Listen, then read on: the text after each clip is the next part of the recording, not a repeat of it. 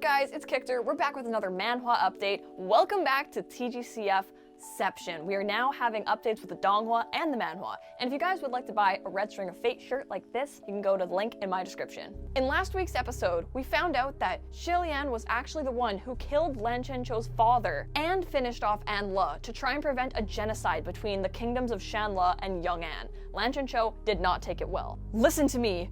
What? Grabs. It was all fake. It was all nonsense. Bullcrap. A lie. No, those weren't lies. Think about it. Under your leadership, haven't things already changed? Shocked. Haven't you already done well? After what happened, the remnants of Shanle unified with Yong'an, and they've had very few conflicts since. How can you call that a lie? But what about my father and mother? The poor baby is trembling. This trauma runs deep. It was their greatest wish for the two nations to unite. That's why they gave the last member of your lineage the title of Prince Anle. Anle. They assumed he was from Yong'an, but they named him Prince Anle, like Shanle, as an act of kindness. Their wish was fulfilled, but look at how they ended up. Drip. The poor baby is crying. He just wants his mom and dad back. His whole lineage was literally murdered in front of him, so I do not blame this poor guy for everything that's really going on right now. I think he has every right to be upset. Bullcrap! Okay, here comes Rong, whose donghua design, he looks pretty damn good in this poster. Like, I think he's pretty sexy. You know, he's got the braid and like the little claws. It's a win for the girlies for donghua Rong. You're just like your master with your sobby righteousness. You came here asking us for your family. I should be the one asking your ancestors for my family. This is just sad. Look at it, just the crying and Lian staring at him like, oh my god. To hell with the notion that they called him Prince Anle because they wanted unity.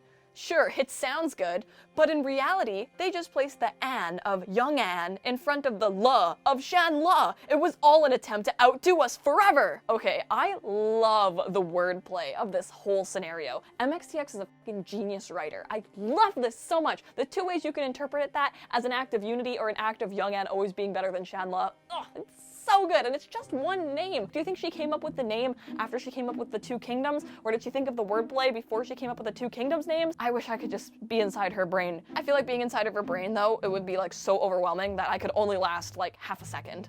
You were behind the deaths of my relatives? You were a part of the incident at the gilded banquet? Rong just slaps his chest. He's like, yeah, I was part of it. Anle was a part of it, and so was your master. All three of us, all from Shanle, we're all part of it.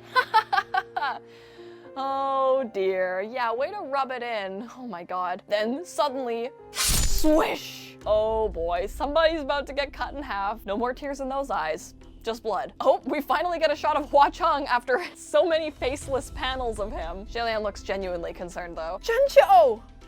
Okay, we're gonna try and zoom in on this panel here to see if anybody's cut in half or if it was just a really harsh blow. He seems to be in one part.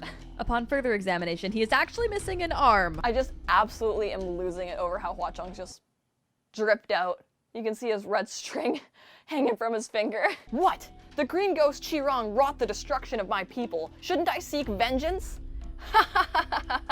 It doesn't hurt. It doesn't hurt at all. Oh my god. Okay, the creepy clown man returns. Oh god, now his eyes all red. The smile, the tongue. I know some of you are gonna be into that. You are nothing compared to my dear cousin. Oh, he's getting yanked away. Rong, if you want to live, shut up. Lian trying to give him some advice now. Oh my god. Oh yeah, you can really tell his arm got cut off here. Do you usually use this pot to cook people? What a question. Yes, what about it? What an answer.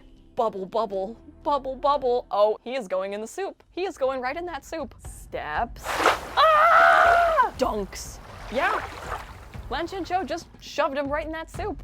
Qiangqiu! And another faceless Cheng for us. With the number of people he's eaten, is it not fair for me to show him what it feels like to get boiled alive? Bubble, bubble, bubble, bubble. Qiangqiu's hand is like in the soup as well. Like, is his hand not gonna be boiled alive? I guess he's so angry he's probably not feeling anything right now. Congrats, cousin.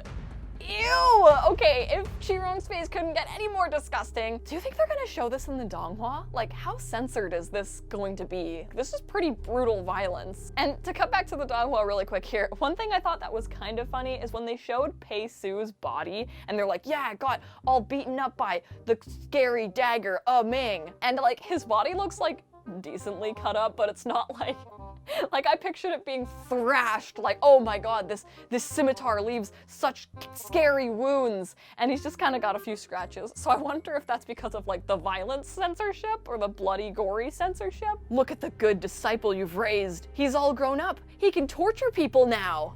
Ooh, that's a good blow. Also, a little tiny thing here. Look at the speech bubble. It's like dripping and like melting, just like how Qirong's skin is. Ugh. Dunks. Holds down. Qirong! That pot is a lot bigger than I thought it was. Like, you could put a whole family in there to cook at once. He's not dead.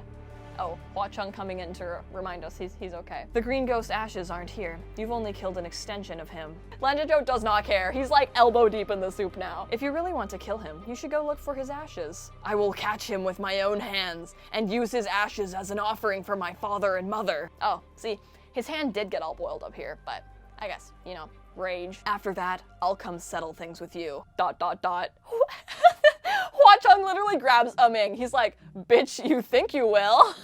Lian's like, great, I bought us some time. Grand Tutor? This dude's sword is comically large, though. Don't try to run away again. He grabs his sword with his super boiled hand, crashes it down, and somehow I think that made him teleport away? Clink, clink, clink. He just found out the truth. Let him cool off for a bit. Why did he have to find out? Was it really that important? Ooh, and Hua Cheng's little face. Are Hualien about to have their first fight? Because this was kind of all orchestrated by Hua Cheng. And we do know that Hua Cheng had Lian's best interest in mind, but Lian never has his own best interest in mind. He'd rather somebody live a lie, believing that he had done bad things if it was for the greater good. But Hua Cheng seems to think that Lian is actually worth something, and maybe perhaps people shouldn't have misunderstandings about him if it's really affecting his Lian, his standing in heaven, and everybody's opinion of him.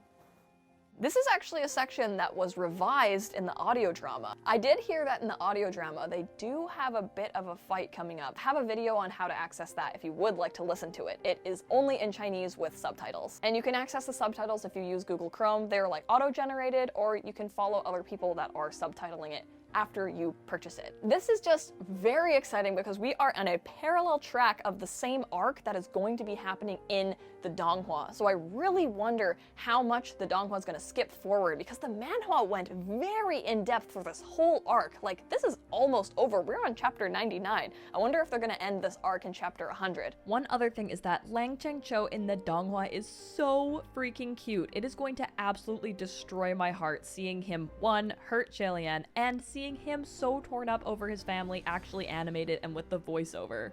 Now that the story has finally been told, I'm able to give you my absolute fangirl delusional talk. That is, I ship Qirong with An Le. You guys are out here shipping Qirong with Lan Zhanzhou.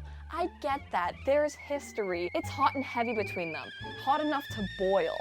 But I think that Qirong and An Le is a unexplored territory. There is one fanfiction on Archive of Our Own right now between these two. And the manhua, I think, really explained it to me that Qirong and An Le were colluding together, you know, they were going against the capital. An Le listened to Qirong like he was a subordinate, and Qirong, like, no one ever listens to Qirong. So I'm sure he really liked him. And delusionally, but also like, it's one of those things where I kind of started shipping it as a joke, but now I'm shipping it for real. All I'm saying, Prince An Le looks pretty. Qirong, when he's not all scary, boiled-faced fang guy, is Lian's cousin, so obviously he's kind of pretty. Put two pretty boys together, working together for the same goal. Could they have been in love? Qirong searched his organs after his death. Is it gay to search your homie's organs after death to look for foul play? I'm going to say yes, because it's fun. It is one of those things though where it's like, instead of inventing an OC, because there's like so little information about An Le, the fandom, and by the fandom I mean me, can just put their own interpretations and like ship him with it, just like how people ship Zheng Cheng with like his second in command dude, where you don't really know anything about him, but it was like a guy you know was on their side, especially a character that doesn't have many other people on their side. Anyways, that is my fangirl delusional rambling. And if you guys like hanging out with me and you want to watch more TGCF stuff, be sure to join my YouTube membership. With each new episode of the Donghua coming up, we are doing watch parties on my YouTube membership. Any tier can join them. The episodes come out Wednesdays at 5 a.m. PST, and so we do live streams Fridays at 7 p.m. PST, where we watch it together. You have to find a way to watch it yourself. Like, I don't broadcast the episode, we just time them at the same time, and then we react together in the chat, we ask questions, we then go through afterwards and we pause and we find Easter eggs together, and it's so much fun. I definitely want you guys to join, and we play games, we hang out. It's just an amazing community, so be sure to click join to learn more about that. Thank you guys so much for watching. Thank you for everybody who has become a member. You guys have supported my dream of becoming a YouTuber full time, and I'm just having the best moment of my life because TGCF is here, the Donghua is back, the manhua is updating, my crops are flourishing, my skin is clear. Praise Lian. Click like, subscribe, and I'll see you guys next time. Bye!